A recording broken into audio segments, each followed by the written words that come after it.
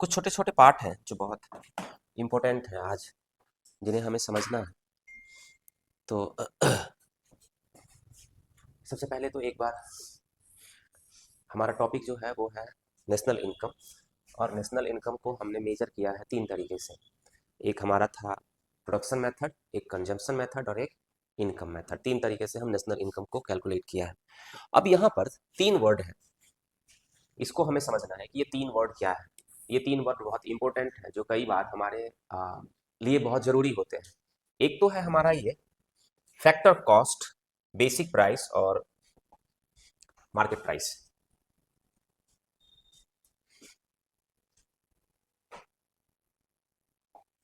है ना, ये वाला है हमारा, इसे हम कहते हैं फैक्टर कॉस्ट या साधन लागत। फैक्टर कॉस्ट या साधन लागत, इसे हम कहते हैं आधारिक कीमत या बेसिक प्राइस। बेसिक प्राइस, और इसको हम कहते हैं बाजार कीमत या मार्केट प्राइस। तो सबसे पहले इंपॉर्टेंट चीज क्या है यहाँ पर हमें एक समझना है कि एक जगह पर है कॉस्ट और दूसरी जगह पर है प्राइस। कॉस्ट और प्राइस में क्या अंतर है? ये है लागत और ये है हमारा मूल्य। इन दोनों में क्या अंतर है, सबसे पहले हमें इसे समझना है। तो आपको पता है, हम लोगों ने पढ़ा है कि कोई भी कंपनी जब स्टार्ट करती है तो उसमें चार पार्ट होते हैं, जिसे कहते हैं factor of production. Factor of production मतलब उत्पादन के कारक। फैक्टर ऑफ प्रोडक्शन, चार चीजें होती है फैक्टर ऑफ प्रोडक्शन में। एक, जो आप पैसा लगाते हो, कैपिटल। दूसरा, जो आपने लेबर को रखा, लेबर, श्रम। तीसरा, जो आपने जिस जमीन पर आपने वो प्रोडक्शन स्टार्ट किया, वो जमीन, लैंड। और चौथा, आप खुद, जिसने वो काम स्टार्ट किया है। ये चार हो जाते हैं फैक्टर ऑफ प्रोडक्शन। तो जब इन चारों की बात होगी तो हम उसे कहेंगे कॉस्ट।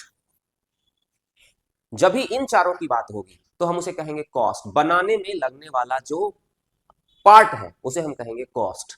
और अगर हम कॉस्ट में टैक्स शामिल कर देते हैं, जैसे ही हमने कॉस्ट में टैक्स को शामिल किया तो वो हमारा आ गया प्राइस। तो ये दोनों में अंतर को हमें समझना है कि what is the difference between cost and price. Cost क्या है? हमारा फैक्टर ऑफ प्रोडक्शन में जो हमारा लगा वो कॉस्ट है। और अगर कॉस्ट में हमने टैक्स को इंक्लूड कर दिया, जैसे कि आप सरकार को टैक्स पे करते हो, तो जहां पर आपने टैक्स पे किया, देखो हम टैक्स भी अभी हम पे करेंगे, दो तरीके से टैक्स पे करेंगे, मैं आगे आपको बताऊंगा। तो जैसे ही आपने टैक्स पे किया सरकार को तो वो बन गया हमारा प्राइस। ठीक है, तो ये एक छोटा सा डिफरेंस है कॉस्ट और प्राइस में, तो उसी के अकॉर्डिंग हम यहां पर समझते हैं। अब यहां पर एक वर्ड है, पुराना वर्ड है, ये सब थोड़ा सा चेंज हो गया है, इसे मैं अभी आपको बताऊंगा थोड़ी देर में। सबसे पहले इन तीनों वर्ड को समझ लेते हैं। एक और चीज है यहाँ पर, उसे भी हम समझ लेते हैं, उसके बाद हम इसे समझेंगे। एक और वर्ड है यहाँ पर, वो है हमारा टैक्स। जैसे हमने टैक्स की बात करी है, टैक्स की जो हमने बात करी है, जो टैक्स का मतलब हम सरकार को जो पे करते हैं, सरकार को जो हम पे कर रहे हैं वो टैक्स है हमारा यहाँ पर। जब हम टैक्स की बात करते हैं तो टैक्स भी हमारे पास यहाँ पर दो तरह का टैक्स होता है जो हम सरकार को पे करते हैं। एक, पहला टैक्स जो होता है वह, देखो, जैसे कि आपने क्या किया, आपने एक मान लो कोई कंपनी बनाई, तो जब वो आप कंपनी बना रहे हो तो आप क्या करोगे, सरकार से जाओगे एक लाइसेंस लेने के लिए, है ना, कि लाइसेंस मुझे चाहिए। अब वो लाइसेंस जो आपने लिया है उसके बदले में आप सरकार को पे करोगे। इस तरह के कई सारे पेमेंट जो आप गवर्नमेंट को करते हो, इस तरह के पेमेंट जो उत्पादन प्रक्रिया से जुड़े हुए होते हैं, ध्यान रखना है, जो उत्पादन प्रक्रिया से जुड़े हुए होते हैं। अगर आपने लाइसेंस नहीं लिया तो आपको उत्पादन आपका होगा ही नहीं, फैक्ट्री ही नहीं लगेगी। तो क्या है, कई सारे टैक्स ऐसे हैं जो उत्पादन प्रक्रिया से जुड़े हुए हैं, प्रोडक्शन प्रोसेस से जुड़े हुए हैं। उन टैक्सेस को हम कहते हैं उत्पादन कर, प्रोडक्शन टैक्स। वो टैक्स जो उत्पादन प्रक्रिया से जुड़े हुए हैं, जब हम उत्पादन प्रारंभ कर रहे हैं, जब हमने फैक्ट्री लगाई है, जब हमने कोई कंपनी बनाई है, तो वहां पर हम सरकार को कुछ अलग तरह से, जैसे आप कभी आपको ऐसे जरूरत हो कि आपको वो बनवाना पड़ा, एफिडेविट आपको बनवाना पड़ा, तो उसमें आप कोर्ट में जाओगे, कोर्ट में जाओगे तो आपको क्या करना पड़ेगा, स्टैंप पेपर लेना पड़ेगा। तो स्टैंप पेपर लेना पड़ेगा तो आपको क्या करना पड़ेगा, सरकार को स्टैंप फी पे करना पड़ेगा। 50 रुपए का आपने स्टैंप पेपर लिया तो आपको स्टैंप फी पेपर पे करना पड़ेगा। तो वो क्या है, वो क्या हो जाएगा, वो प्रोडक्शन प्रोसेस में यूज हो रहा है। तो इस तरह का जो भी कर जो हम उत्पादन प्रक्रिया के दौरान सरकार को पे करते हैं उसे हम कहते हैं उत्पादन कर, है ना। यहां पर बात हो रही है उत्पादन कर। जैसे भूमि कर, स्टाम्प शुल्क, पंजीकरण शुल्क एक्सेट्रा। ये सारी चीजें ऐसी हैं जो लिखा हुआ है आपके पास यहाँ पर, भूमि कर, स्टैंप शुल्क, पंजीकरण शुल्क, ये सारी चीजें क्या हो जाएंगी हमारी, उत्पादन कर में शामिल किया जाएगा। ओके, फी बोल देते हैं यहाँ पर। हाँ। दूसरी ओर आप ऐसे देखो, दूसरा वर्ड है हमारा उत्पाद कर, इसे हम कहते हैं इंग्लिश में प्रोडक्ट टैक्स, उत्पाद कर।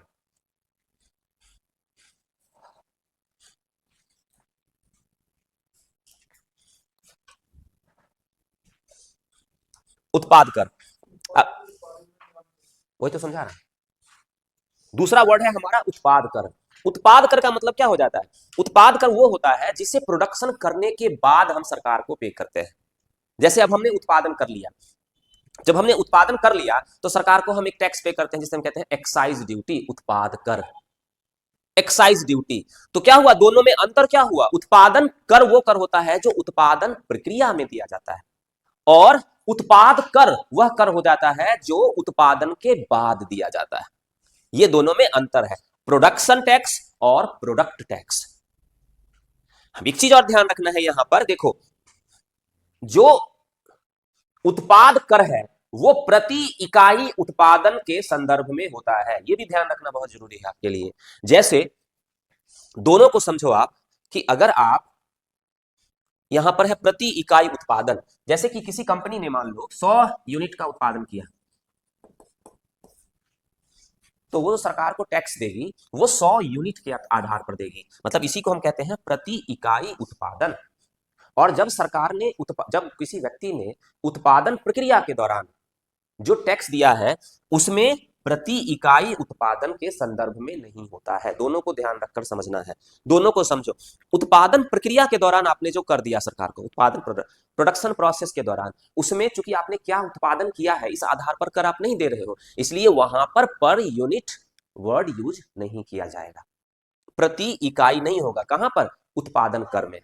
और जब हम उत्पाद कर की बात करेंगे तो उत्पाद कर का मतलब क्या हो गया, उत्पादन के बाद जो हम सरकार को कर देते हैं, जैसे एक्साइज ड्यूटी, जैसे जीएसटी, वो आ जाता है हमारा उत्पाद कर। जब हम उत्पाद कर की बात करेंगे तो उसमें पर यूनिट प्रोडक्शन को शामिल किया जाएगा। ठीक है, दोनों क्लियर है, उत्पादन कर और उत्पाद कर। ठीक है, अब देखो एक और चीज समझो। अब क्या है कि जब आप कोई कंपनी बना रहे हैं, मान लो कंपनी बनाया, तो आपने रजिस्ट्रेशन जो आपने करवाना है वो करवा लिया, सरकार को जो आपने टैक्स वैक्स देना है वो आपने दे लिया। लेकिन उसी समय मान लो कि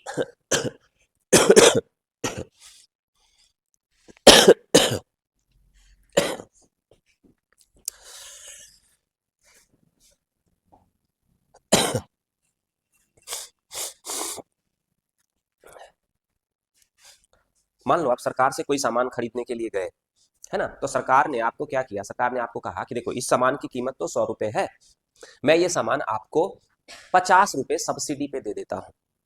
ठीक है, तो ध्यान रखना है हर स्टेज में सरकार आपको कुछ सब्सिडी भी पे करती है। ठीक है, हर स्टेज में, चाहे जहां पर उत्पादन प्रक्रिया हो रही हो वहां पर सब्सिडी दिया जाएगा, या उत्पादन हो जाने के बाद भी कई लेवल पर सरकार सब्सिडी पे करती है। ठीक है, ओके, चलो मैं यहां पर एक काम करता हूं, यहां पर ये ओपन कर लेता हूं।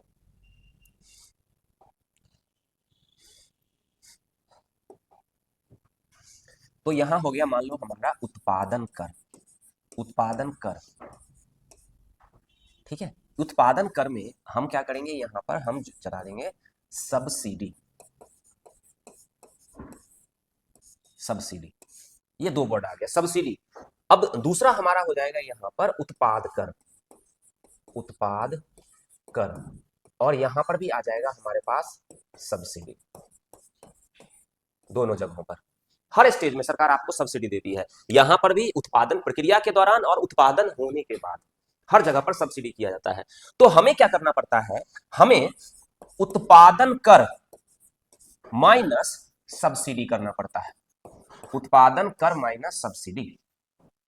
ठीक है, या यहां पर हमें करना पड़ता है उत्पाद कर माइनस सब्सिडी।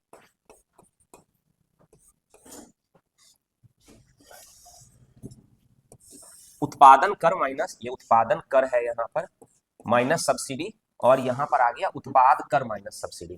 ठीक है, दोनों में हम क्या करते हैं, यहां पर हमें इसी में प्लस करना पड़ेगा, इधर हम प्लस करेंगे, यहां पर हम प्लस करेंगे। ध्यान रखना है, इसी को हम आगे मैं अभी बुक में आपको यहां पर एक्सप्लेन करूंगा, बस इसको समझ लेना है। पहले हमने क्या किया, उत्पादन कर में से सब्सिडी को घटा दिया, ठीक है, या उत्पाद कर में से हमने सब्सिडी को घटा दिया, कोई दिक्कत नहीं, बस इतना समझ लो। ये दोनों वर्ड तो क्लियर है, उत्पादन कर क्या है और सब्सिडी सब्सिडी क्या है, इसमें कोई दिक्कत नहीं किसी को। ठीक है, चलो फिर से वहीं चलते हैं।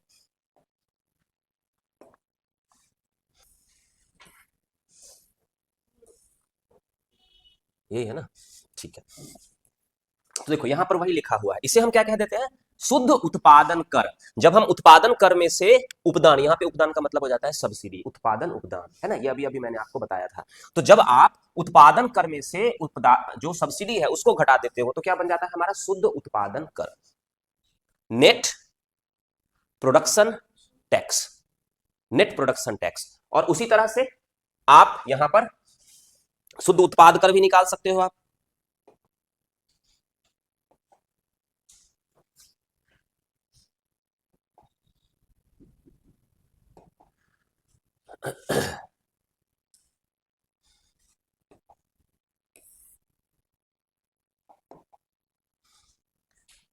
क्या है ये, दुखी कर देता है। ठीक है, यहां पर हमारा आ जाता है शुद्ध उत्पाद कर। शुद्ध उत्पाद कर मतलब वही उत्पाद कर माइनस सब्सिडी, है ना। तो ये छोटे छोटे वर्ड्स हैं जो हमें समझना है। उत्पादन कर क्या है, उत्पाद कर क्या है, और सब्सिडी क्या है। शुद्ध उत्पादन कर क्या है, शुद्ध उत्पादन कर का मतलब ये वाली वैल्यू, और शुद्ध उत्पाद कर का मतलब ये वाली वैल्यू। अब आगे हम देखते हैं कि हमें क्या करना है इसमें। पहले इस टर्म को समझो, बहुत आसानी से समझ में आ जाएगा यहां पर हमें। पहला है साधन लागत, फैक्टर कॉस्ट। फैक्टर कॉस्ट का मतलब हो जाता है अगर हम उत्पादन प्रक्रिया में जो भी हमारा खर्च शामिल है अगर हम उसे कैलकुलेट कर ले तो हमारा आ जाएगा फैक्टर कॉस्ट। कभी भी फैक्टर कॉस्ट पूछा जाएगा तो हम क्या बताएंगे, उत्पादन प्रक्रिया में जो सब चीजें शामिल होती है उसमें जो हमारा खर्च होता है वो फैक्टर कॉस्ट हो जाता है। जैसे जैसे कि हमने लैंड लिया, जैसे कि हमने लेबर, जैसे कि हमने कैपिटल और एंटरप्रेन्योरशिप। ठीक है, इन सब में जो खर्च होता है, जमीन हमने रेंट पे किया तो जमीन पर जो हमारा खर्च हुआ, हमने लेबर को जो पैसा दिया उस पर जो हमारा खर्च हुआ, हमने जो कैपिटल लगाया था उस पर हमने इंटरेस्ट पे किया, वो जो हमारा खर्च हो गया, और जो मैंने ये सारा काम किया उसमें जो मैंने अपना प्रॉफिट लिया वो इंक्लूड कर दें इसमें। तो अगर हम इन सब चीजों को इंक्लूड कर दें तो हमारी वैल्यू क्या आ जाएगी, फैक्टर कॉस्ट। ठीक है, factor cost is equal to A plus B plus C plus D, land labour capital entrepreneurship, LLCE। ठीक है, तो ये हमारा आ गया फैक्टर कॉस्ट। हमेशा याद रखना है जब तक आप पढ़ते रहोगे तब तक, जब तक इकोनॉमिक्स में आपका इंटरेस्ट रहेगा तब तक ये याद रखना पड़ेगा हमें, फैक्टर कॉस्ट क्या है, फैक्टर ऑफ प्रोडक्शन में जो हमारा खर्च आया है वो फैक्टर कॉस्ट। अब आगे चलो, अब दूसरा वर्ड है हमारे पास यहां पर, फिर से ये बंद करना जरूरी नहीं था पर मैंने बंद कर दिया।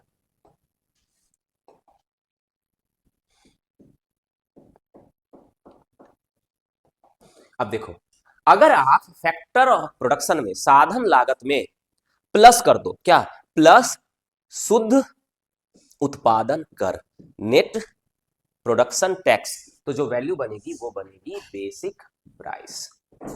बेसिक प्राइस, तो basic price is equal to क्या आ गया, basic price is equal to factor cost plus net production tax, net production tax, शुद्ध उत्पादन कर।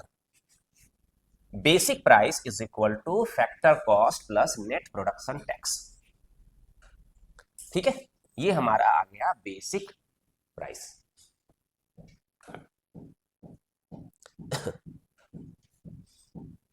तो अब देखो अंतर आ गया ना, मैंने आपको बताया था कॉस्ट और प्राइस में क्या डिफरेंस होता है। कॉस्ट में हम टैक्स को इंक्लूड नहीं करते तो वहां पर हमारा टैक्स कहीं था ही नहीं, और यहां पर जैसे ही हमने सरकार को जो हमने दिया जैसे हमने क्या सरकार को पे किया, हमने, हमारे पास कोई जमीन थी तो हमने उसमें रेंट, अगर मान लो हमने जैसे प्रॉपर्टी टैक्स पे कर दिया, तो प्रॉपर्टी टैक्स क्या हो जाएगा हमारा, प्रोडक्शन प्रोसेस के दौरान हमने पे किया है, प्रोडक्शन प्रोसेस में हमने पे किया है, तो वो जुड़ गया, तो इसे हम क्या कह देंगे, basic price. Basic price simple है, basic price is equal to factor cost plus net production tax, and net production tax is equal to production tax minus production subsidy. Okay, ये हमने अभी अभी डिस्कस किया हुआ है, तो ये हमारा ये वाली वैल्यू आ गई। Next, market price. तो market price is equal to basic price plus net product tax, net product tax. Basic price जो अभी अभी हमने निकाला था, basic price plus net product tax. Product tax हमने बात पहले ही कर लिया था कि प्रोडक्ट टैक्स क्या क्या होता है। Basic price plus net product tax.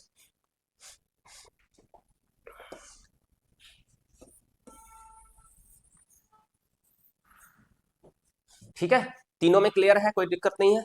Factor cost बनाने में जो खर्च लगा, फैक्टर कॉस्ट, फैक्टर कॉस्ट के अंदर हमने नेट प्रोडक्शन टैक्स को इंक्लूड कर दिया, तो बेसिक प्राइस नहीं, बना सरकार को टैक्स मतलब बेसिक प्राइस के अंदर, हाँ हाँ, जो हमारा बनाने में खर्च हुआ वो फैक्टर कॉस्ट, और बनाने में जो खर्च हुआ इसमें हमने जो सरकार को टैक्स पे किया बनाने की प्रक्रिया के दौरान, और जो हमने सरकार से सब्सिडी ली, दोनों को घटा देंगे, तो जो वैल्यू आई उस वैल्यू को हम फैक्टर कॉस्ट के अंदर जोड़ देंगे, तो हमारा वो आ जाएगा। ठीक है, और हमारा लास्ट आ गया मार्केट प्राइस। तो मार्केट प्राइस का मतलब basic price plus net product tax. Clear, चले आगे। हमेशा इसकी जरूरत होगी आपको, हमेशा, इसलिए इसको हमेशा हमें ध्यान रखना है। अच्छा, एक बहुत इंपॉर्टेंट चीज है जिसे आपको समझना है यहां पर, आप पहले उसे समझो, एक बार फिर से मुझे वहां जाना पड़ेगा। और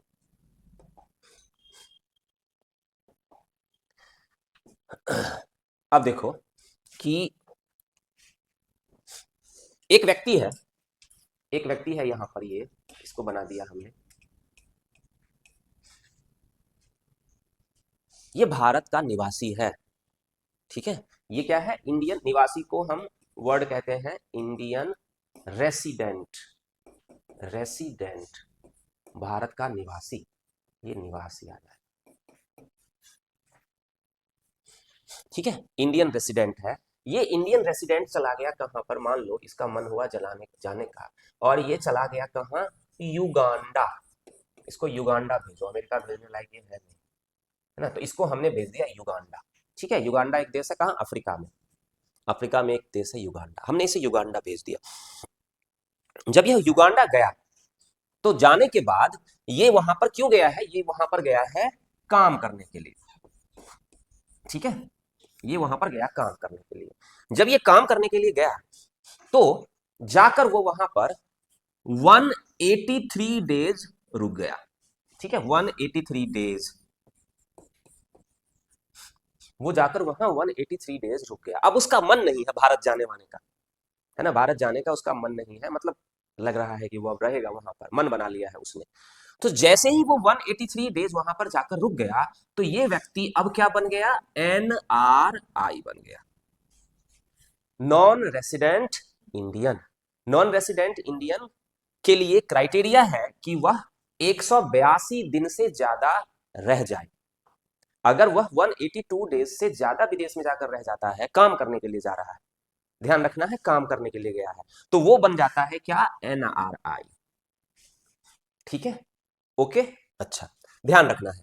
दूसरी चीज है, मान लो कि एक बच्चा है, ये एक स्टूडेंट है, ये एक स्टूडेंट है।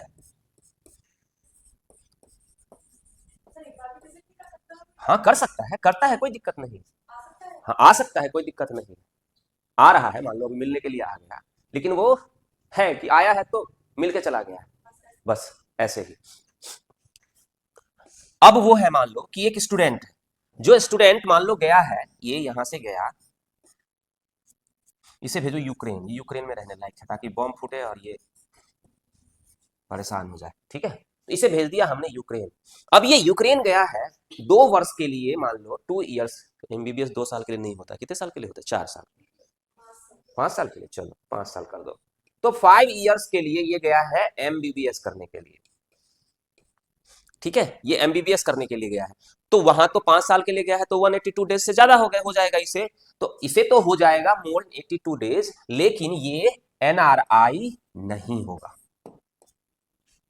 ये एनआरआई नहीं होगा। क्यों नहीं होगा? क्योंकि इसके यहां पर एक वर्ड है इकोनॉमिक हित, अपने मूल देश से जुड़े हुए हैं, बेसिक वैल्यू, इकोनॉमिक वैल्यू अपने देश से जुड़ा होगा, तो ये क्या होगा, ये एनआरआई नहीं होगा। तो सबसे पहले हमें एनआरआई के मतलब को समझना है, यहां पर एक बहुत इंपॉर्टेंट टर्म है जिसे हमें समझना है। ठीक है भाई, क्लियर है ना, कौन एनआरआई है और कौन इंडियन रेसिडेंट है। ये एनआरआई हो गया, ये इंडियन रेसिडेंट हो गया। ठीक है, आगे चलो। अब एक फैक्ट मान लो कि मैंने एक फैक्ट्री लगाई है अमेरिका में जाकर, ठीक है, मैंने एक फैक्ट्री लगा दी अमेरिका के अंदर, तो मान लो कि मेरी फैक्ट्री हो गई, मैंने फैक्ट्री लगा दी यूएसए के अंदर, लेकिन मैंने वही फैक्ट्री यूएसए के अंदर लगा दी जिसकी ओरिजिनल ब्रांच इंडिया में है, ओरिजिनल जो मेन ऑफिस है वो इंडिया में है।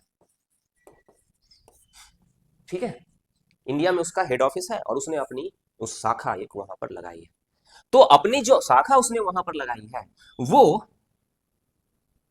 उस शाखा ब्रांच के लिए, अगर हम उस ब्रांच की बात करें तो उस ब्रांच को की जो इनकम होगी, उस ब्रांच की जो इनकम होगी, मतलब कि क्या हो रहा है, देखो एक चीज समझो कि हमें एक चीज समझना है, हम लास्ट में एक टर्म पे जा रहे हैं, हम पहुंचेंगे, वो टर्म हमारा होगा क्या, नेशनल इनकम टर्म होगा, है ना, हमें यहां पहुंचना है, नेशनल इनकम,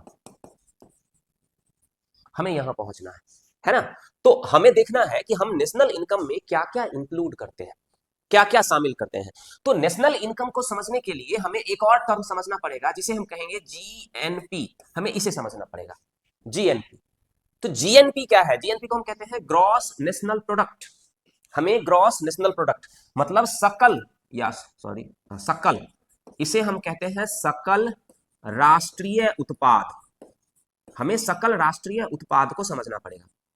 नेशनल इनकम समझने के लिए हमें जीएनपी को समझना पड़ेगा, और जीएनपी को समझने के लिए हमें अभी जो मैं टर्म समझा रहा हूं वो समझना पड़ेगा, कि जीएनपी का मतलब हो जाता है जो पैसा हमारे देश में बाहर से भी आता है हम उसे भी इंक्लूड करते हैं, तो वो कौन सा पैसा होता है जिसे हम यहां पर इंक्लूड करते हैं, हमें इसी को समझना है यहां पर। ओके, ये बहुत कठिन टर्म है, कुछ 3-4 टर्म मैं कल से पढ़ रहा था, दिमाग खराब कर दिया मेरा, कई सारी चीजें ऐसी है जो मैं आपको क्लियरली एक्सप्लेन करूंगा यहाँ पर कि वो कौन कौन सी चीजें हैं, कैसे हम इसमें इंक्लूड करते हैं, है ना।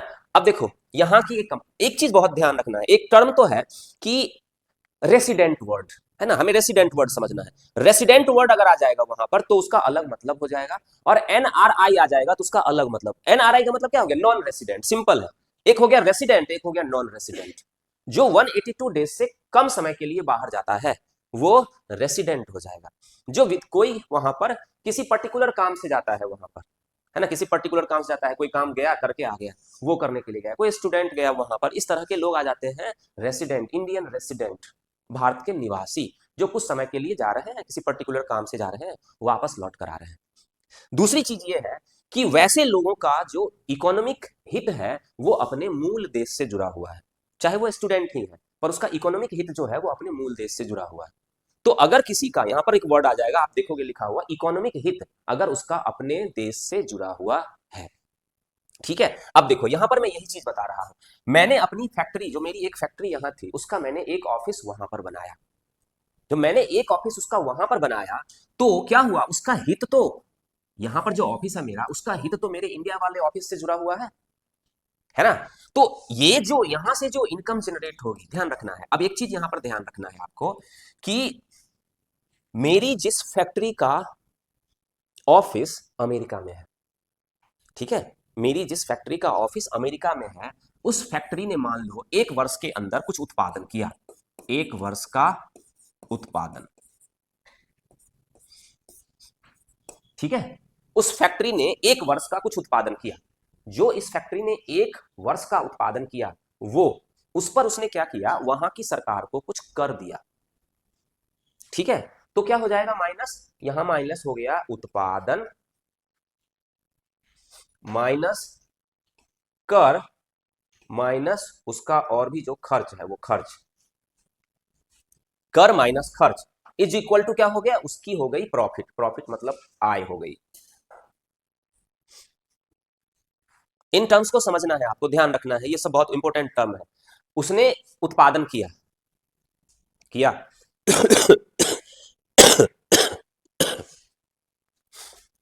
उत्पादन में से कुछ खर्च होगा, सैलरी वैलरी कुछ देगा, माइनस सरकार को कर दे देगा, वो दे दिया, इसके बाद ही तो उसकी आय आएगी, तो ये उसकी आय आ गई।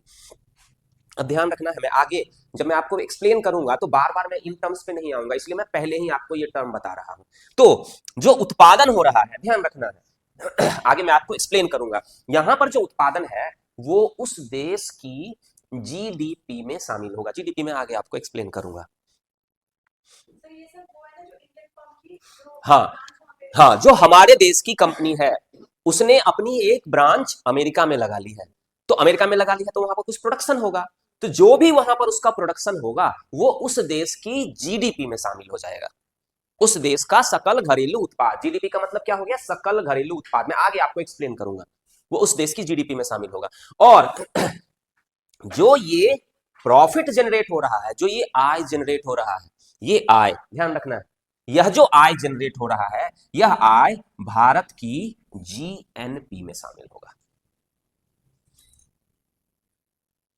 ठीक है, इन चीजों को हमें अच्छी तरह से समझना है। तो ये जो आय बच गई ये भारत की जीएनपी में शामिल हो जाएगी, टोटल जीडीपी में वहां के शामिल हो जाएगा। इन सबको घटाने के बाद जो आय बच गई ये भारत की जीएनपी में आ गया।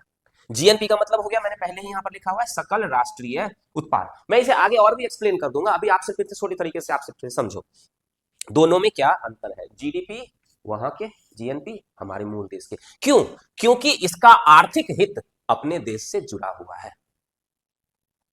अगर मान लो कि मैं यहां से अमेरिका चला जाऊं और मेरा आर्थिक हित खत्म, अब मुझे कोई मतलब नहीं है, मैंने वहां जाकर एक फैक्ट्री लगा ली है, मैंने यहां की नागरिकता भी छोड़ दी और मैंने वहां जाकर एक फैक्ट्री लगा ली, अब वो जो फैक्ट्री मैंने लगाई है वो भारत के जीएनपी में शामिल नहीं होगा। ठीक है, तो ध्यान रखना है, आर्थिक हित हमारा मूल देश से जुड़ा हुआ होना चाहिए, तभी वो हमारा जीएनपी में शामिल होगा। ओके, ठीक है। हाँ हाँ, कोई बाहर पढ़ने के लिए जा रहा है, ठीक है। अब देखो, जब तक वो पढ़ रहा है तब तक वो काम कर रहा है, तो तब तक अगर वो काम कर रहा है तो वो भारत की इनकम में शामिल हो जाएगा। ठीक है, और अगर उसकी पढ़ाई खत्म हो गई, अब उसकी अगर वहां जॉब लग जाती है तो हम 182 डेज काउंट करेंगे। 182 डेज तक जो वो कमा रहा है वो हमारे देश में शामिल होगा, और 183 डेज के बाद जो वो कमाएगा वो हमारे देश में शामिल नहीं होगा। ठीक है, बस इन चीजों को समझना है हमें। हमारा आर्थिक हित जुड़ा हुआ है उस देश के साथ, तो काम जब तक वो पढ़ रहा है उस समय वो कमा, विदेश में जाते हैं तो हम पढ़ने के साथ साथ कमाते भी हैं तब जो वो कमा रहा है तो वो हमारा है इनकम। ठीक है, और अगर नौकरी लग गई उसकी, पढ़ाई खत्म होने के बाद, फिर हमें 182 डेज काउंट करेंगे और उसके बाद जो होगा वो हमारा नहीं होगा, वो उस देश का हो जाएगा। क्लियर है? चले आगे। अब देखो एक और वर्ड समझो यहां पर आप, वो भी आगे बहुत जरूरत है हमें। अब रुक जाओ, थोड़ा पेशेंस रखो, थोड़ा पेशेंस रखो। अब देखो मैं उसी जगह पर पहुंचने वाला हूं। ओके, अब देखो आप, एक व्यक्ति है ये जो इंडियन रेसिडेंट है,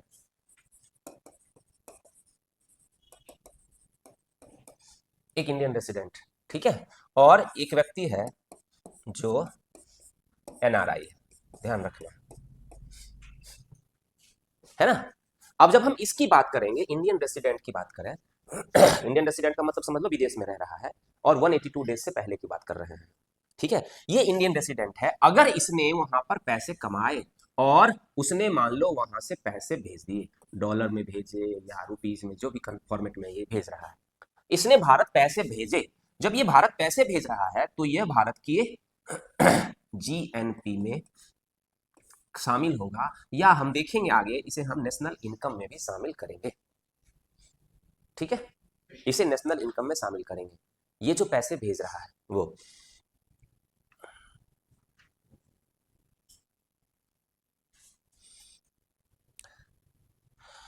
अब एक और चीज देखो,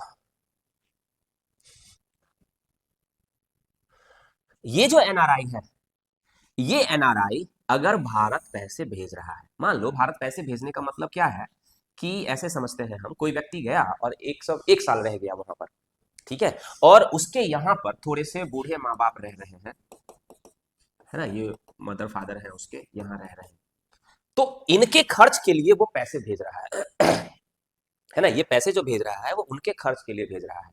तो ये जो पैसा उनके खर्च के लिए वो भेज रहा है, ये पैसा हमारे इनकम में, हमारे देश के इनकम में शामिल नहीं होगा, लेकिन पैसा तो हमारे देश में आ रहा है, तो इसे हम कहां शामिल करेंगे?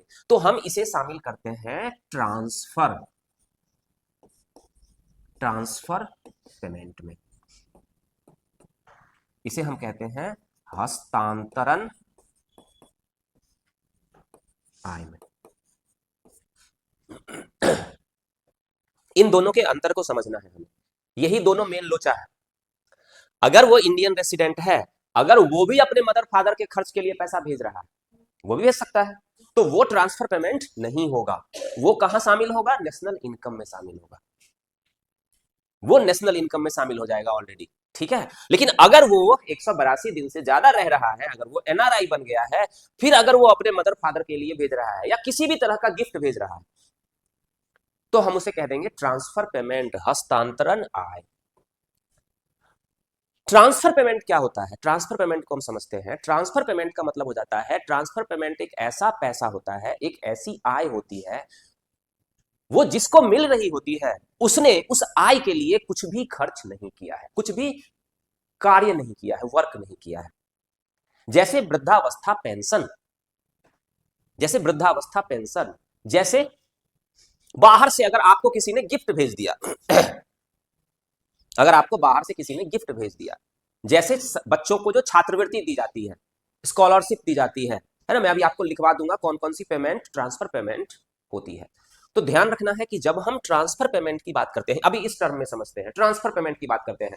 ट्रांसफर पेमेंट का मतलब हो जाता है कि जिस व्यक्ति को मिल रहा है, उसने उस पैसे के लिए कोई काम नहीं किया है, बिना काम के उन्हें वो पैसा मिल रहा है, तो हमने इसे क्या कहा? हस्तांतरण, ट्रांसफर पेमेंट, है ना। और इसे हम जीएनपी या नेशनल इनकम में शामिल नहीं करते हैं। इसे कहां शामिल करते हैं मैं आपको आगे बताऊंगा, ठीक है। इन छोटे छोटे टर्म्स को हमें समझना है। लेकिन जो इंडियन रेसिडेंट ने कमाया, उसे हम नेशनल इनकम में शामिल करेंगे। अगर उसने अपना पैसा अपने मदर फादर को भी भेज दिया है, तो उसके मदर फादर को तो मिल गया, उसके बदले में उन्होंने कुछ काम नहीं किया है, तो वो भी ट्रांसफर पेमेंट होना चाहिए था, पर वो ट्रांसफर पेमेंट नहीं होगा, क्योंकि हमने पहले ही उसे नेशनल इनकम में शामिल कर रखा है, ठीक है, ओके। यहाँ 182 दिन से पहले रह रहा है ना इंडियन रेसिडेंट, तभी तो हम कहेंगे उसे। हाँ, तो फिर वहां वो कंडीशन हो जाएगी, अगर वो 182 दिन से ज्यादा रह जाएगा, तो वहां पर फिर वो ट्रांसफर पेमेंट में शामिल हो जाएगा, फिर वो नेशनल इनकम में शामिल नहीं होगा, ठीक है, ओके। चले आगे, कोई दिक्कत तो नहीं है इसमें? चलो, दिक्कत तो होगी, इतना आसान तो नहीं है ये। अब हमें वहां पहुंचना पड़ेगा।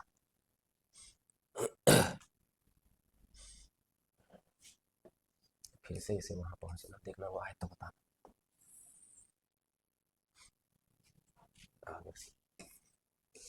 जुगाड़ हो ही जाता।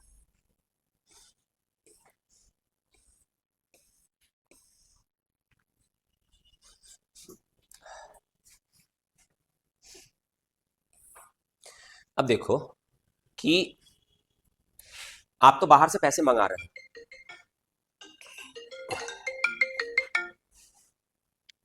तो आप तो बाहर से पैसे मंगा रहे हैं, लेकिन कुछ विदेशी भी तो भारत में रह रहे हैं ना, कुछ विदेशी, उनके लिए भी तो वही कंडीशन है जो हमारे लिए कंडीशन होगी, तो वो अपना पैसा भी तो भारत से बाहर भेजते होंगे, तो हम क्या करते हैं? दोनों को घटा देते हैं, तो हमारा क्या निकल जाता है? शुद्ध मूल्य निकल जाता है, कितने हमारे पास बाहर से आए और कितने हमारे देश से बाहर चला गया, दोनों को घटा देने से क्या आ जाता है, शुद्ध मूल्य आ जाता है। तो जब भी हम चेक करेंगे वहां पर निकालेंगे वैल्यू, तो हम क्या करेंगे, शुद्ध मूल्य निकालेंगे दोनों को घटा के। ओके, अब हम आ जाते हैं मेन टॉपिक पे, जो मेन टॉपिक है हमारा उस पे अभी चलते हैं, चिंता मत करो। Net value, net value. अब पहला टर्म हमारा आ जाता है जीडीपी, सकल, कहां चला गया, राष्ट्रीय उत्पाद, सकल घरेलू उत्पाद, कहीं होगा बीच में देख लेना, ये है सकल घरेलू उत्पाद। ठीक है, अब इन टर्म्स को, चार टर्म है हमारे पास, चार नहीं 5 6 है 7 8 है, हमें उनको समझना है। पहला टर्म है हमारा सकल घरेलू उत्पाद, बहुत इजी है, ये हमने कई बार डिस्कस किया हुआ है, तो इसे आपको समझने में कोई खास दिक्कत नहीं आनी चाहिए। सकल घरेलू उत्पाद नाम से क्लियर है, अबे कौन, तो ये हमारा है सकल घरेलू उत्पाद, जैसे नाम से क्लियर है, सकल घरेलू उत्पाद का मतलब क्लियर है, एक ज्योग्राफिकल बाउंड्री के अंदर, एक भौगोलिक सीमा के अंदर, हमारे देश की जो भौगोलिक सीमा है, भौगोलिक सीमा हमारी बाउंड्री, जहां तक भी हम उत्पादन करते हैं, जो भी होता है एक साल के अंदर, वो होता है जीडीपी। सबसे आसान है, एक देश की सीमा के अंदर जो उत्पादन होता है, चाहे वो कोई भी करे, चाहे वो कोई भी करे, वो जीडीपी होता है। ठीक है, अब यहां पर एक क्वेश्चन आता है जो मैं बताऊंगा नहीं, आपको ढूंढना है, पढ़ना है। भारत देश के अंदर अमेरिकी दूतावास है, उस अमेरिकी दूतावास के अंदर अगर कुछ प्रोडक्शन होता है, तो क्या वो भारत की जीडीपी में शामिल होगा या नहीं होगा? हाँ भाई आशीष, क्यों, कैसे, क्यों, कैसे रखा जाता है?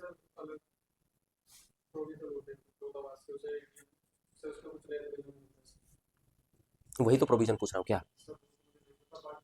ठीक है ठीक है, कोई बात नहीं, आप इसे एक बार देखो, क्योंकि जो दूतावास होता है, इसे भारत का भौगोलिक क्षेत्र नहीं माना जाता है, इसे उस देश का क्षेत्र माना जाता है। तो जो हमारा वो भौगोलिक एरिया हुआ ही नहीं, हमारा वो क्षेत्र ही नहीं हुआ, तो हम उसे नहीं शामिल करेंगे। ठीक है, तो इस तरह के कई सारे क्वेश्चन आ जाते हैं एग्जाम में, जिसे हमें करना है। तो आप समझो, सीधा एक टर्म है यहाँ पर, जीडीपी का मतलब हो जाता है भारत की भौगोलिक सीमा के अंदर जो एक वर्ष में उत्पादन हुआ है, वो हमारा जीडीपी हो जाता है। ओके अब हम आगे चलते हैं।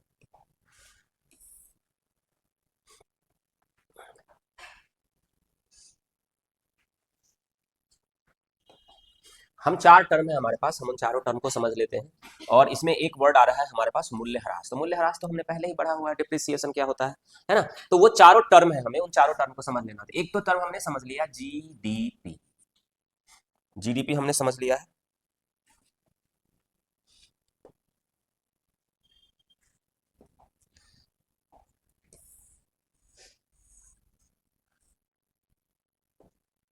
स्पेस ले रहा था थोड़ा सा तो एक तो हमारा टर्म हो गया जीडीपी, दूसरा टर्म हो जाएगा हमारा, ये हो जाएगा जीएनपी, है ना। दोनों टर्म को हमने यहाँ पर डिस्कस किया है। पहला जीडीपी, देश की भौगोलिक सीमा के अंदर जो उत्पादन होगा वो जीडीपी। दूसरा इंडियन रेसिडेंट, अभी अभी हमने डिस्कस किया था, इंडियन रेसिडेंट पूरी दुनिया में, भारत के निवासी पूरी दुनिया में जो भी उत्पादन करते हैं भारत के निवासी, वो आ जाएगा हमारा जीएनपी में। जीएनपी समझ लो आप, भारत के निवासी, चाहे वो भारत में रहते हैं या भारत के बाहर कहीं भी रहते हैं, 182 वाला याद करो, जीएनपी भारत के निवासी, इसमें है कोई भी, यहां पर क्या है, कोई भी जो भारत की भौगोलिक सीमा के अंदर, भारत की भौगोलिक सीमा के अंदर, भौगोलिक सीमा के अंदर, ज्योग्राफिकल बाउंड्री के अंदर कोई भी उत्पादन करता है, चाहे इंडियन या फॉरेनर, विदेशी, वो हमारा आ जाएगा जीडीपी में। ठीक है, और अगर हम जीएनपी की बात करें, तो जीएनपी में क्या आ जाएगा, इंडियन रेसिडेंट, सिर्फ यहां पर इंडियन रेसिडेंट आएगा। इंडियन रेसिडेंट जो पूरी दुनिया में कहीं भी उत्पादन करता है, चाहे वो इंडिया के अंदर करता है या विदेश में करता है, वो हमारा क्या होगा, जीएनपी हो जाएगा। ठीक है, क्लियर है। इंडियन रेसिडेंट पूरी दुनिया में कहीं पर भी उत्पादन करे, भारत के अंदर भी करे, और सिर्फ इंडियन रेसिडेंट। अब देखो, इसे ये भी लिख सकते हैं हम जैसे जीएनपी को हम ये भी लिख सकते हैं कि GNP is equal to GDP, GDP minus या प्लस कुछ भी हो सकता है, माइनस या प्लस कुछ भी हो सकता है, वो ब्रैकेट के अंदर क्या है उस पर निर्भर करेगा। ब्रैकेट के अंदर क्या है, तो विदेशों से, मतलब हमारे यहां से जो जो हमारे नागरिक है, भारतीय नागरिक मतलब इंडियन रेसिडेंट आप इसे कह सकते हो, इंडियन रेसिडेंट जो विदेश में रहते हैं,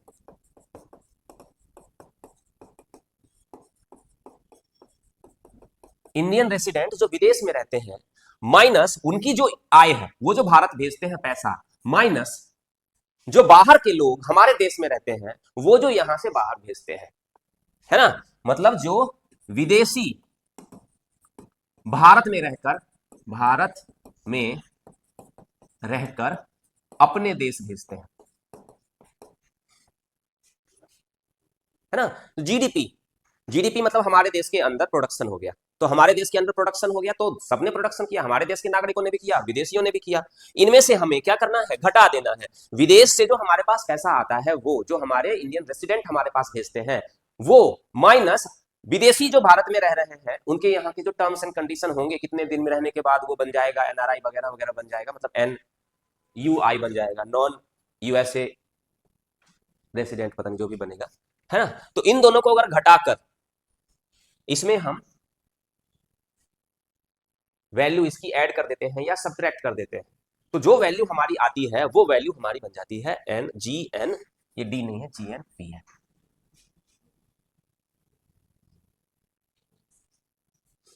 क्या दिक्कत, बोलो।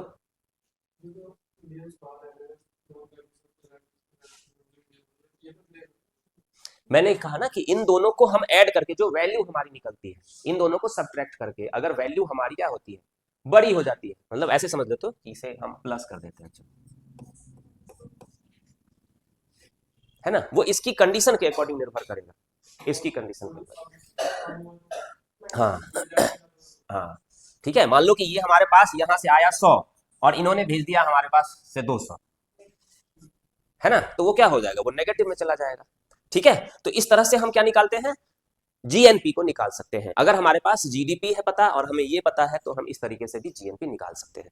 सिंपल समझना है, जीएनपी मतलब जो हमारे देश के नागरिक हैं उन्होंने जो कमाया एक साल के अंदर वो जीएनपी हो गया। ठीक है, okay. Next term, next term अगर हमने जीडीपी निकाला है तो जीडीपी, अगर हमने जीडीपी की पूरी वैल्यू निकाल दी, लेकिन हमें फिर यह भी ध्यान रखना होता है कि जो सामान हमने खरीद रखा है उसमें कुछ टूट फूट भी होती है ना, कुछ टूट फूट भी होती है, तो हम उसे कहते हैं डेप्रिसिएशन। टूट फूट को हम डेप्रिसिएशन कहते हैं। तो क्या होता है कि जब हम जीडीपी, डेप्रिसिएशन भी हो रहा है, GDP minus depreciation is equal to NDP. जब भी एन वर्ड आएगा नेट आएगा, नेट का मतलब क्या है कि वो डेप्रिसिएशन घटाकर निकाली गई है। डेप्रिसिएशन को हम क्या कहते हैं, मूल्य ह्रास। मैंने पहले ही बताया हुआ है आपको, इसे हम कहते हैं मूल्य ह्रास। ये सब टर्म मैंने पहले ही आपको बताया हुआ है। तो जीडीपी माइनस डेप्रिसिएशन मूल्य ह्रास is equal to net NDP, net domestic product. शुद्ध, इसे हम क्या कहते हैं, शुद्ध, ये है आपका लिखा हुआ होगा इस बुक में, शुद्ध घरेलू उत्पाद, ये है हमारा शुद्ध घरेलू उत्पाद। ठीक है, तो ये हमारा आ जाएगा शुद्ध घरेलू उत्पाद। उसी तरह से जो हमारा हमने निकाला जीएनपी, अब जीएनपी में से हम क्या करेंगे, डेप्रिसिएशन को माइनस कर देंगे तो हमारा आ जाएगा N N P, N N P, net national product.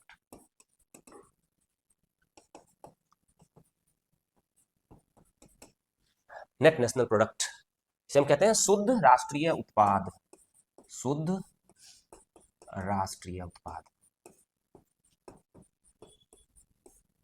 शुद्ध राष्ट्रीय उत्पाद।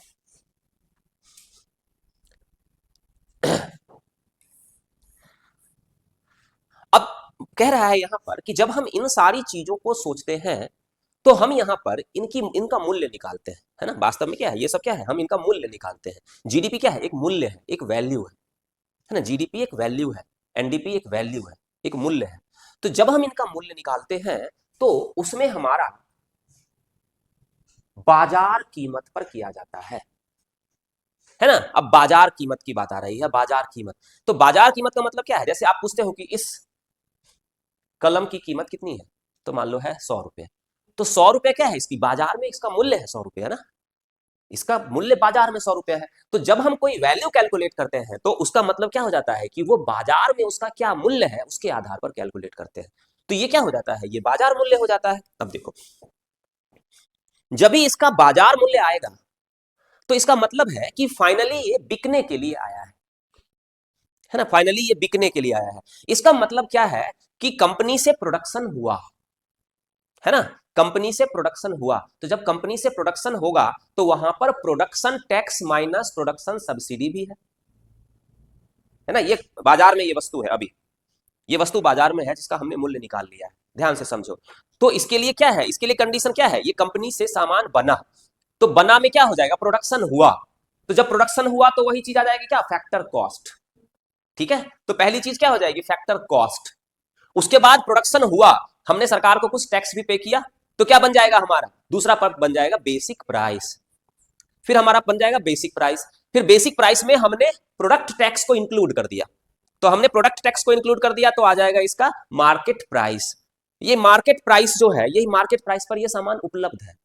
तो इसका मतलब है कि जब भी हम मार्केट प्राइस की बात करते हैं तो इसमें टैक्सेस इंक्लूड होते हैं, है ना। टैक्सेस इंक्लूड है ना इसके अंदर, तो इसके अंदर टैक्सेस इंक्लूड है।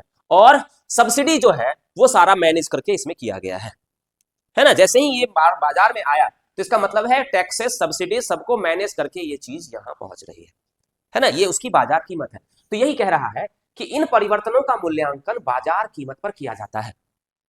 उपयुक्त व्यंजक के माध्यम से हमें बाजार कीमत पर मूल्यांकित निवल राष्ट्रीय उत्पाद का मूल्य प्राप्त होता है, किंतु बाजार कीमत में अप्रत्यक्ष कर शामिल होते हैं। मतलब ये कह रहा है कि वही चीज जो मैंने अभी आपको बताया कि हमने निकाल दिया टोटल, मान लो एक देश है जिसमें 10 पेन का उत्पादन हुआ, एक देश है जो सिर्फ इसी पेन का उत्पादन करता है ना, 10 पेन का उत्पादन कर रहा है, एक पेन की कीमत 100 रुपया है। तो हम कह देंगे कि इस देश की जीडीपी कितनी है, 100:10, 1000, है ना। तो जब हम 1000 की बात कर रहे हैं तो 1000 में वो टैक्स भी तो इंक्लूड है ना, वो टैक्स भी इंक्लूड है। तो ये कह रहा है यहां पर, ये आगे कहने वाला है कि क्या होता है कि जब हम इस तरह से टैक्स को इंक्लूड करके करते हैं तो वो वैल्यू थोड़ी डिफरेंट हो जाती है ना। देखो, बनाने में खर्च हुआ 50 रुपया, उसमें हमने कुछ टैक्स पे किया, तो वो चीजें जुड़ जुड़ के चीजें 100 रुपए में कन्वर्ट हो गई ना। तो फैक्टर कॉस्ट ध्यान रखना है कि वैल्यू क्या होती है, कम हो जाती है। बेसिक प्राइस की वैल्यू क्या होगी, उससे ज्यादा होगी, और मार्केट प्राइस की वैल्यू क्या होगी, सबसे ज्यादा हो जाएगी। तो इसका मतलब है जब मार्केट प्राइस की बात हो रही है तो वैल्यू वो बहुत ज्यादा वैल्यू है, लेकिन है तो रियल वैल्यू, है ना, रियल वैल्यू है, क्योंकि उसमें टैक्स इंक्लूड है। तो वही सारी चीजें इसमें कह रहा है कि इसमें अप्रत्यक्ष कर, इसमें ध्यान रखना है, ये अप्रत्यक्ष कर है, जो सारी चीजें टैक्सेस वगैरह जा रहे हैं वो अप्रत्यक्ष कर है, इनडायरेक्ट टैक्स है। मैं कभी आपको पहले भी मैंने आपको बताया है कि टैक्स दो तरह के होते हैं, प्रत्यक्ष कर और अप्रत्यक्ष कर। जो हमारी पॉकेट से डायरेक्ट जा रहा है वो प्रत्यक्ष कर है, जैसे डायरेक्ट सरकार के पास जा रहा है वो प्रत्यक्ष कर है, और बीच में अगर कोई मझौलिया है तो वो अप्रत्यक्ष कर है। जैसे आपने होटल में खाना खाया तो आपने सरकार को तो नहीं टैक्स पे किया, आपने किसको पे किया, होटल वाले को पे किया। तो अगर हमारा ऐसा कोई टैक्स है तो वो अप्रत्यक्ष कर है, सिंपल तरीके से समझना है। आय कर, आपकी आय होती है, उस पर आप सीधा किसको देते हो, सरकार को देते हो, तो वो प्रत्यक्ष कर है ना।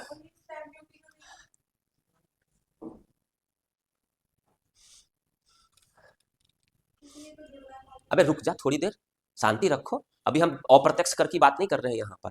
कोई भी टैक्स आप डायरेक्ट दे रहे हो, अब आप सोचिए, सिंपल छोटी सी चीज से सोच के देखो ना, आप किसे पे कर रहे हो। सिंपल है, अगर आप दिमाग में खुद कैलकुलेट करो आप किसे पे कर रहे हो। आप अगर डायरेक्ट सरकार को पे कर रहे हो तो वो डायरेक्ट प्रत्यक्ष कर है। लेकिन कई बार ऐसा होता है जब हम कंपनी कुछ बना रहे होते हैं तो कुछ इसमें कई बार छोटे मोटे जो होते हैं प्रत्यक्ष कर भी शामिल हो जाते हैं, हो सकते हैं, है ना। लेकिन मैक्सिमम वैल्यू जो बड़ी वैल्यू होती है वो अप्रत्यक्ष कर की वैल्यू होती है, इसलिए हम उसे अप्रत्यक्ष कर में, जनरली हम इसे अप्रत्यक्ष कर ही यहां पर लिखते हैं। तो ये कह रहा है, अब यहां पर हमें राष्ट्रीय आय पे पहुंचना है, हम इसी चीज को समझ रहे हैं, है ना। तो अब इसी को समझते हैं। अप्रत्यक्ष कर वस्तुओं और सेवाओं पर आरोपित किए जाते हैं, ये तो हमें पहले पता है। फलतः कीमत बढ़ जाती है, हमने अभी अभी देखा कि कीमत सबसे ज्यादा किसकी हो गई, जो मार्केट में अवेलेबल है चीजें, उस पर कीमत बढ़ जाती है। अप्रत्यक्ष कर सरकार को उपार्जित होता है। निवल राष्ट्रीय उत्पाद का वह अंश, नेट नेशनल प्रोडक्ट, अभी अभी हमने बात करी net national product, net national product का वह अंश जो वास्तव में उत्पादन के कारकों को उपार्जित होता है, उसकी गणना, यहां उसी लिखा हुआ है, उसकी गणना करने के क्रम में बाजार कीमत पर मूल्यांकित राष्ट्रीय निवल उत्पाद से अप्रत्यक्ष करों को घटाया जाता है। इसी प्रकार कुछ वस्तुओं की कीमत पर सरकार द्वारा उत्पादन उपदान प्रदान किया जाता है, जैसे पेट्रोल वगैरह वगैरह वगैरह वगैरह वगैरह। अतः हमें बाजार कीमतों पर मूल्यांकित निवल राष्ट्रीय उत्पाद में, इस मैं जानबूझकर इसको समझा रहा हूं कि ये पैराग्राफ समझना थोड़ा सा मुश्किल है ना, इसी पैराग्राफ को समझना बहुत जरूरी है, इसके हर एक लाइन को समझना बहुत जरूरी है, नहीं तो मैं इसे बहुत आसानी से एक्सप्लेन कर देता। देखो एक बार मैं इसे एक्सप्लेन करूंगा। अतः हमें बाजार कीमतों पर मूल्यांकित निवल राष्ट्रीय उत्पाद, बाजार कीमत पर मूल्यांकित निवल राष्ट्रीय उत्पाद में उपदान को शामिल करने की आवश्यकता होती है। ऐसा करने पर हमें जो माप प्राप्त होता है उसे हम कारक लागत या साधन लागत पर निवल राष्ट्रीय उत्पाद अथवा राष्ट्रीय आय कहते हैं। देखो पहले मैं इसे आपको एक्सप्लेन करता हूं, थोड़ा सा अलग मार्कर लेता हूं एक।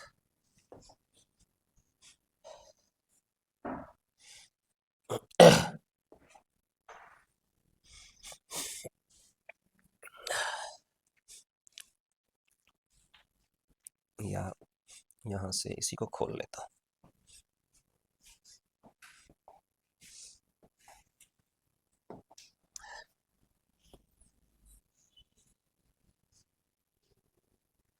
तो हमारा एक टर्म है जी, हमारा टर्म है देखो जीडीपी, एनडीपी, जीएनपी, एनएनपी, है ना, ये टर्म है हमारे पास, ये 4 टर्म है। हिंदी वालों को कोई दिक्कत तो नहीं है इसमें, ठीक है। ये हमारा हो गया, ध्यान रखना है हमें, सकल, और ये हमारा हो गया शुद्ध, ये सकल और ये हमारा हो गया शुद्ध।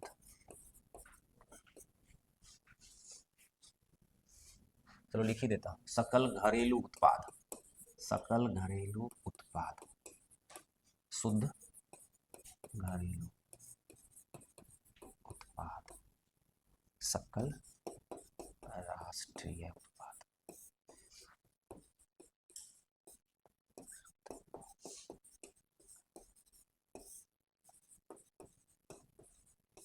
तो हम जब इसे कैलकुलेट करते थे, जब भी हम इसे कैलकुलेट करते थे, तो आप देखो क्या हो सकता है, कैलकुलेट करने का तरीका क्या हो सकता है। कैलकुलेट करने का तरीका हो सकता है कि हम इसे फैक्टर कॉस्ट पे कैलकुलेट करें, या हम इसे बेसिक प्राइस पे कैलकुलेट करें, या हम इसे मार्केट प्राइस पे कैलकुलेट करें, हमारी मर्जी, हम कहीं पर भी इसे कैलकुलेट कर सकते हैं, है ना। यही तो है ना, किसी भी टर्म को हम कहां पर कैलकुलेट करते हैं, किस लेवल पर कैलकुलेट करते हैं। तो सबसे कम वैल्यू कहां पर हो जाएगी, यहां पर होगी सबसे, उसके बाद वैल्यू यहां पर, तो ये क्या है, ये हमारा बढ़ते हुए क्रम में वैल्यू होगी, मूल्य जो होगा सबसे नीचे फैक्टर कॉस्ट, फिर उसके ऊपर बेसिक प्राइस, क्योंकि मूल्य जुड़ता जा रहा है, सब में यही होगा, फैक्टर कॉस्ट, बेसिक प्राइस और मार्केट प्राइस।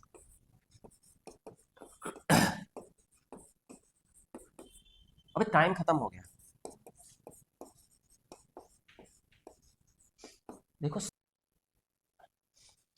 तो एक बस लास्ट टर्म को यहां पर हमें समझ के इसे खत्म कर लेना है। हम किसी भी चीज को किसी भी लेवल पर जाकर कैलकुलेट कर सकते हैं, है ना।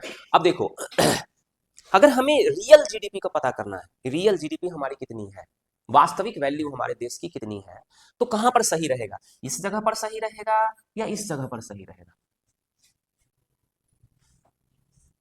रियल जीडीपी अगर हमें निकालना है कि हमारे देश की जो वैल्यू है, जीडीपी मतलब समझ लो जीडीपी की बात हो रही है, वो कहां पर सही रहेगा, फैक्टर कॉस्ट पे सही रहेगा या मार्केट प्राइस पे सही रहेगा। फैक्टर कॉस्ट पे, फैक्टर कॉस्ट से ही हमें रियल वैल्यू पता चलेगी, है ना। तो जो जब भी हम बात करें कि वास्तव में कितना उत्पादन हुआ है, तो हम उसमें फैक्टर कॉस्ट को ही कैलकुलेट करते हैं। वैसे हम कहीं पर भी कैलकुलेट कर सकते हैं, तो सामान्यतः हम 2 जगह पर कैलकुलेट करते हैं, एक तो हम यहां कैलकुलेट करते हैं, एक हम यहां कैलकुलेट करते हैं, या तो फैक्टर कॉस्ट पे या मार्केट प्राइस पे। तो ध्यान रखना है हमें, NNP at factor cost is equal to national income, राष्ट्रीय आय। मैंने आपको बताया था कि हम राष्ट्रीय आय वास्तव में क्या होता है, हम सामान्यतः इसे बार बार कह लेते हैं कि एक देश के अंदर जो उत्पादन हुआ है, पर उसे अगर हमें वास्तव में समझना है तो हम उसे कैसे समझते हैं, हम उसे इसी रूप में समझते हैं। अगर हम शुद्ध राष्ट्रीय उत्पाद फैक्टर कॉस्ट पे अगर निकाल देते हैं तो इसे हम कह देते हैं नेशनल इनकम। यही आपके बुक में उस पूरे पैराग्राफ में समझाया गया है, जिसे हम आगे फिर नेक्स्ट डे एक बार फिर से इसे हम डिस्कस करेंगे। कोई भी वैल्यू हम 3 जगह पर कैलकुलेट करते हैं। आपके एनसीईआरटी में यह भी लिखा हुआ है कि सरकार ने क्या किया है कि अब कैलकुलेट करने में इसे छोड़ दिया है, अब वह इस वैल्यू को लेती है ना। सरकार ने अब इसे छोड़ दिया है, इसको छोड़ दिया है, अब वो बेसिक प्राइस को लेती है। लेकिन अभी अगर हम नेशनल इनकम को समझें तो national income is equal to NNP at factor cost is equal to national income. ठीक है भाई, ये एक्यूरेट, ठीक है, क्लियर है, कोई दिक्कत तो नहीं है। बाकी हम नेक्स्ट डे इसे करेंगे।